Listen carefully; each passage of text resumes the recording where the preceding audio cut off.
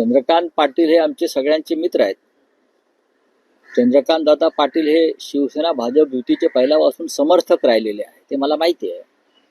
विशेषतः शिवसेना भाजप युतीच्या संदर्भात जी जुनी पिढी होती, ज्याने एकत्र काम केलंय आमच्यासारखे, त्याच्यामध्ये चंद्रकांत दादांसारखे नेते होते. कदाचित आता जे भाजपात हौशे नवशे गवशे आलेले आहेत बाहेरून, त्यांना 25 वर्षातल्या आमच्या युतीचं महत्त्व कळणार नाही.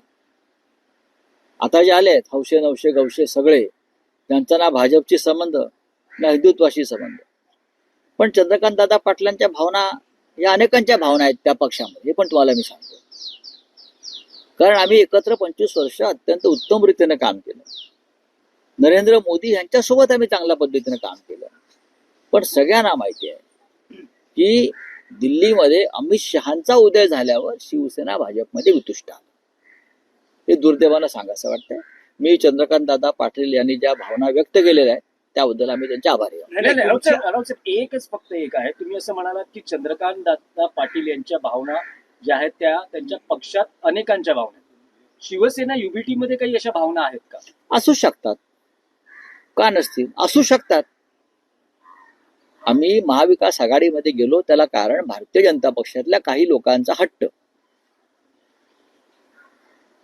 त्याच्यामुळे आम्हाला महाविकास आघाडीत आम्ही सामील झालो. 25 वर्षाची आमची युती ज्या कारणासाठी तुटली ती कारणं जर आपण पाहिली तर आमची भूमिका योग्य होती.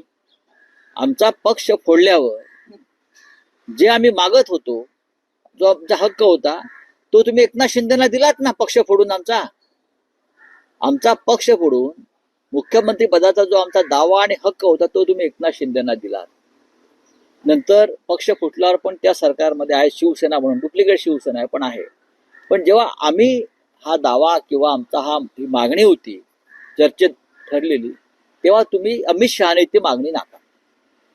मला असं वाटत नाही की अन्य कोणी त्याच्यामध्ये असेल, पण अमित शहाने ठरवून, कारण त्यांना ही शिवसेना फोडायची होती बाळासाहेब ठाकरेंची. त्यांचे आर्थिक हितसंबंध या मुंबईत गुंतले होते आणि म्हणून त्यांना बाळासाहेब ठाकरेंची शिवसेना ही तोडून संपवायची होती. आणि आजही एकनाथ शिंदेचा वापर ते त्यासाठीच करतायत. नाही, पण तुम्हाला असं वाटतं की जसं चंद्रकांत दादा म्हणतायत की युती जर झाली तर तो त्यांच्यासाठी सगळ्यात सुवर्ण क्षण असेल, तसंच तुम्हालाही वाटतं की तो सुवर्ण क्षण शिवसेना युबीटी साठी सुद्धा असेल? चंद्रकांत दादा पाटील यांच्याप्रमाणे त्या पक्षामध्ये अनेकांच्या या भावना आहेत ना. आम्ही अनेकदा चर्चाही करतो. नाही, त्यांनी भावना मी कसं काय तुम्हाला आता सांगू? तुमच्या प्रश्नाला उत्तर आता माझ्याकडे नाहीये. योग्य वेळी त्याचं उत्तर मिळेल हे तुम्हाला मी सांगतो. तुमच्यातले काही नेते असतील ना जे उघडपणे बोलत नाहीत मात्र बैठकांमध्ये बोलत, त्यांना असं वाटतंय की नाही, आमच्या बैठकात याच्यावर चर्चा सध्या तरी नाही. भविष्यात होऊ शकते? नाही, मी आता या क्षणी त्याचं उत्तर माझ्याकडे आता पुरेसं नाहीये. पण आम्ही पुढल्या घडामोडी काय घडणार आहेत याची पूर्ण कल्पना आम्हाला असल्यामुळे आम्ही सध्या वेट अँड वॉचच्या भूमिकेत आहोत. नाही, म्हणजे तुम्ही म्हणतात की पुढल्या घडामोडी काय घडणार आहेत, असं काही स्थिती निर्माण होते आहे का की शिवसेना युबीटी आणि भाजप पुन्हा मी इतकंच सांगेन की एकनाथ शिंदेचा गट भारतीय जनता पक्षाबरोबर किती काळ राहील आणि तो किती काळ टिकवला जाईल याच्याविषयी माझ्या मनात साशंकता आहे. त्यांचा गट हा शिवसेनेप्रमाणे फोडला जाईल हे मी वारंवार सांगतो. हा फोडला जाईल आणि त्यांचा गट विस्कळीत होईल पूर्णपणे. आज ते फक्त सत्ता आणि पैसा या जोरावरती एकत्र आहेत, बाकी त्यांच्याकडे काही नाही.